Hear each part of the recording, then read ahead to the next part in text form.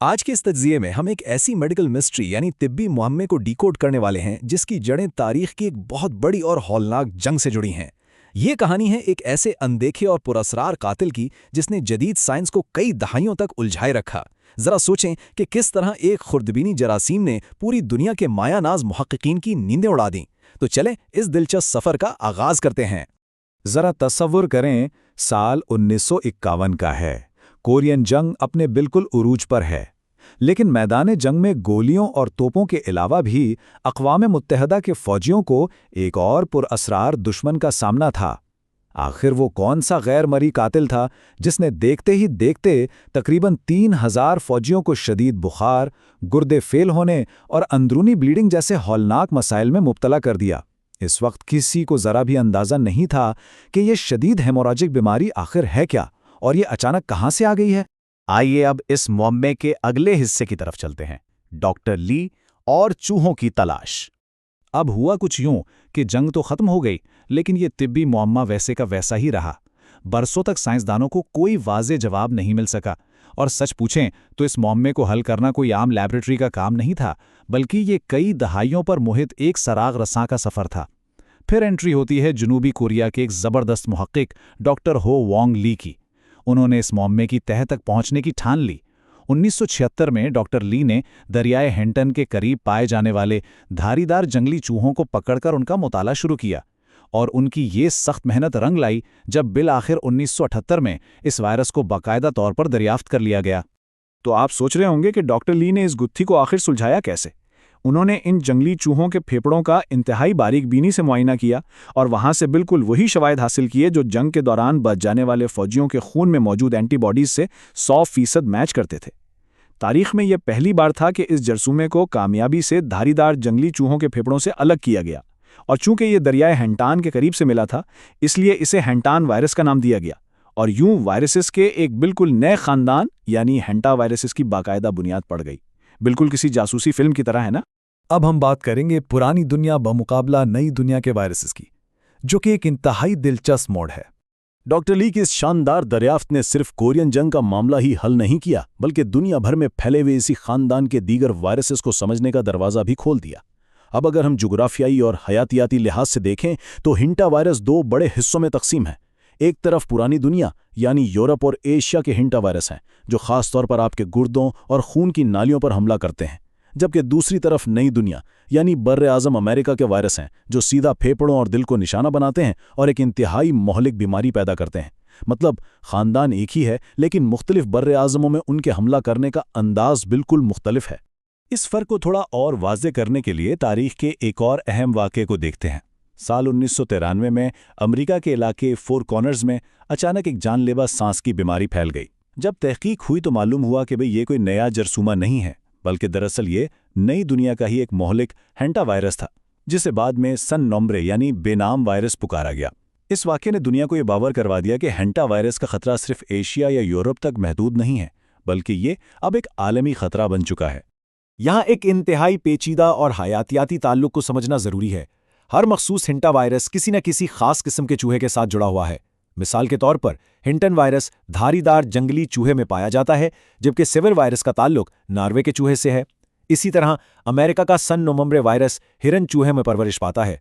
इर्तिकाई अमल ने इन वायरसेस को इनके मेज़बानों के साथ इस तरह जोड़ दिया है कि ये मेज़बान चूहे खुद तो बीमार नहीं होते, लेकिन जब ये वायरस हम इंसानों तक पहुंचता है तो फिर तबाही मच जाती है।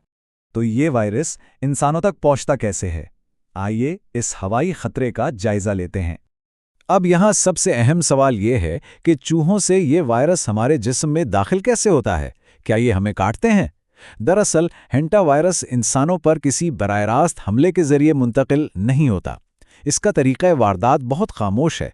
जब मुतासरा चूहे किसी जगह पेशाब या फजला छोड़ते हैं तो ये कुछ अरसे बाद खुश्क हो जाता है। अब ज़रा सोचें, जब आप वहाँ झाड़ू देते हैं या महज तेज़ हवा चलती है तो ये खुश्क ज़र्रात जिनमें वायरस मौजूद होता है गर्दो गुबार के साथ हवा में उड़ने लगते हैं। इसे साइंस की ज़बान में एरोसोलाइज्ड होना कहते हैं।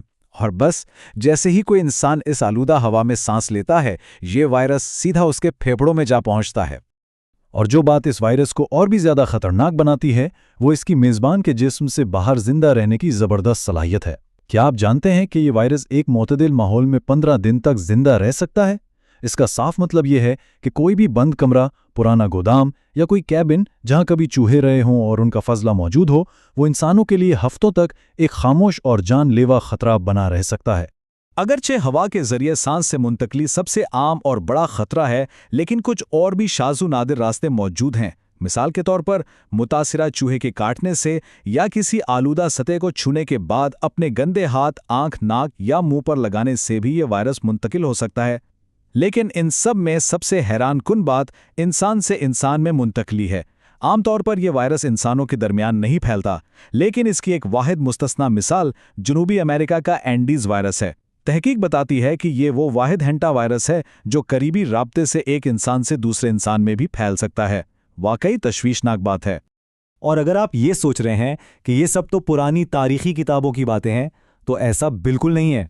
2026 के एक हालिया और अलार्मिंग वाक़े को ही देख लें। MV होंडियस नामी एक क्रूज जहाज़ पर मुसाफिरों के दरमियान हेंटा वायरस का एक क्लस्टर सामने आया, जिस पर मुख्तलिफ ममालिक के हेल्थ डिपार्टमेंट्स की दौड़ें लग गईं। इस तरह के वाक़यात हमें ये याद दिलाते हैं कि हेंटा वायरस आज के इस तरक्की याफ्ता और जदीद दौर में भी हमारे लिए एक गैर मुतवक्के और बहुत संगीन खतरा है।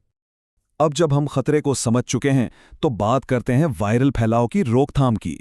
तो इतने पोशीदा दुश्मन से हम खुद को कैसे बचा सकते हैं? यहाँ कुछ इंतहाई अहम सेफ्टी प्रोटोकॉल्स हैं जो हमें याद रखने चाहिए। अगर आपको कहीं चूहों के फजले की मौजूदगी का शक हो तो खुदारा कभी भी सूखी झाड़ू या वैक्यूम क्लीनर का इस्तेमाल मत कीजिएगा, क्योंकि यही वो गलती है जो वायरस को हवा में उड़ा देती है।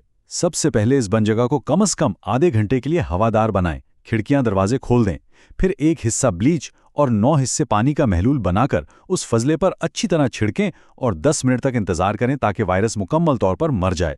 इसके बाद रबड़ के दस्ताने पहनें और पेपर टॉवल की मदद से इसे एहतियात से साफ कर लें। ये छोटी सी एहतियात जान बचा सकती है। सफाई के इन मोहतात तरीकों के साथ साथ जाहिर है सबसे बेहतरीन दिफा यही है कि चूहों को घरों या काम की जगहों तक पहुंचने ही न दिया जाए। इमारतों में मौजूद छोटे दर्जों और सुराखों को पक्का बंद करें। खुराक और कचरे को ऐसे डब्बों में रखें जो मजबूती से सील हो सकें। और हाँ, घर के आसपास के सहन को बिल्कुल साफ रखना निहायत ज़रूरी है। लकड़ियों के ढेर या पुराना कबाड़ अमूमन चूहों का 5 स्टार होटल बन जाता है, इसलिए इन्हें घर की इमारत से खासे फासले पर रखें। मतलब चूहों को अंदर आने का कोई बहाना ही ना दें। आज हमारी आबादियां तेजी से फैल रही हैं और हम जंगलात को काटकर अपनी तामीरात का दायरा बढ़ा रहे हैं। जैसे जैसे इंसानों के कदम इन जंगली चूहों के कुदरती मस्कन तक पहुंच रहे हैं, इंसान और जंगली हयात का ये टकराव खतरनाक हद तक बढ़ता जा रहा है। हमने 1950 की दहाई की कोरियन जंग से लेकर आज के जदीद क्रूज जहाज़ों तक इस वायरस का सफ़र देखा।